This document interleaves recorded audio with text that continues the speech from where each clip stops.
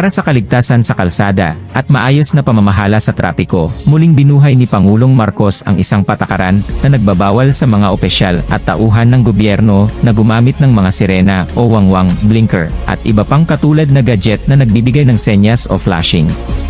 Exempted sa order sa mga sirena ang mga opisyal na sasakyan ng Armed Forces of the Philippines, National Bureau of Investigation, Philippine National Police, gayon din ang mga fire truck at ambulansya sa ospital at iba pang emergency vehicles. Lahat ng opisyal at tauhan ng gobyerno ay ipinagbabawal na gumamit ng mga sirena, blinker, at iba pang katulad na gadget na gumagawa ng napakalakas na tunog, kabilang ang mga dome lights, blinkers, o iba pang katulad na signaling o flashing device. Ito ay isang Declaration of Administrative Order No. 18 ni Pangulong Marcos, na pinirmahan ni Executive Secretary Lucas Bersamin noong March 25.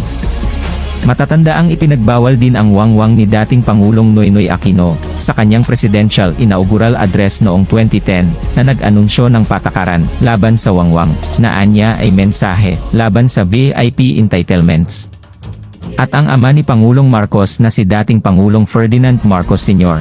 ay nagpataw na katulad na pagbabawal noong batas militar sa ilalim ng Presidential Decree 96 noong 1973. Pinapayagan lamang noon ang AFP, PNP, NBI, mga fire truck, at mga ambulansya ng ospital na gumamit ng mga sirena, busina o katulad na gadget. Sinabi ni Marcos na ang administrasyon ay nakatuon na isulong ang kapakanan ng publiko sa pamamagitan ng pagtiyak na ligtas at maayos na kapaligiran sa kalsada at trapiko. Sinabi ni Pangulong Marcos na laganap na ang hindi otorisadong paggamit ng sirena, blinker, at iba pang katulad na signaling o flashing device na nagdudulot ng pagkagambala sa trapiko at hindi ligtas na kapaligiran sa kalsada. Ang hindi otorisado at hindi wastong paggamit ng signaling o flashing device ng mga opisyal at empleyado ng gobyerno ay haharapin ang kaukulang parusa alinsunod sa batas na sinasabi sa administrative order. Pinapaalalahanan ng mga opisyal at tauhan ng gobyerno na ang paggamit ng sirena, dome lights, blinker, at iba pang katulad na kagamitan ay papayagan lamang sa ilalim ng exigent o emergency circumstances na sitwasyon upang matiyak ang angkop at ligtas na pagdaan ng mga emergency responders, sabi ng Pangulo. Inatasan ng Department of Transportation, kasama ang iba pang ahensya ng gobyerno, na ayusin, suriin at i-update ang mga umiiral na patakaran at alituntunin upang matiyak ang epektibong pagpapatupad ng administrative order na napapailalim sa umiiral na batas, tuntunin at regulasyon. Ang kautusan ay magkakabisa kaagad pagkatapos mailathala sa opisyal na pahayagan o isang pahayagan na may pangkalahatang sirkulasyon. Ikinatuwa ng mga senador ang desisyon ni Pangulong Marcos na ipagbawal ang paggamit ng mga sirena at iba pang flashing device sa kalsada ng mga opisyal at tauhan ng gobyerno. Sinabi ni Senator Grace Poe ang mga opisyal ng gobyerno ay dapat magpakita ng magandang halimbawa sa pamamagitan ng hindi paggamit ng kanilang posisyon upang makakuha ng espesyal na pagtrato sa mga kalsada. Sinabi ni Senate Majority Leader Joel Villanueva na panahon na para tanggihan ng gobyerno ang wangwang mentality. Si Senator J.V. Ejercito, na nakabikes papunta sa trabaho, ay nagpahayag ng suporta sa patakaran na ipagbawal ang paggamit ng wangwang sa kalsada upang maiwasan ang trapiko na naging uso sa mga opisyal ng gobyerno ngayon.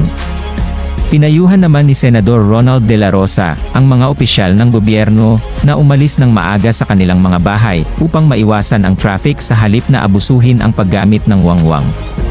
Ngunit hinimok ni Senator Amy Marcos ang Pangulo na magbigay ng mga exemptions sa kanyang direktiba, tulad ng pagpapahintulot sa paggamit nito para sa mga opisyal na bisita ng bansa sa mga pagbisita sa estado. Sinabi niya na ang mga dayuhang bisita ay dapat bigyan ng courtesy ng pagkakaroon ng convoy na gumagamit ng wangwang at maiwasan ang trapiko at kilos protesta sa kalsada.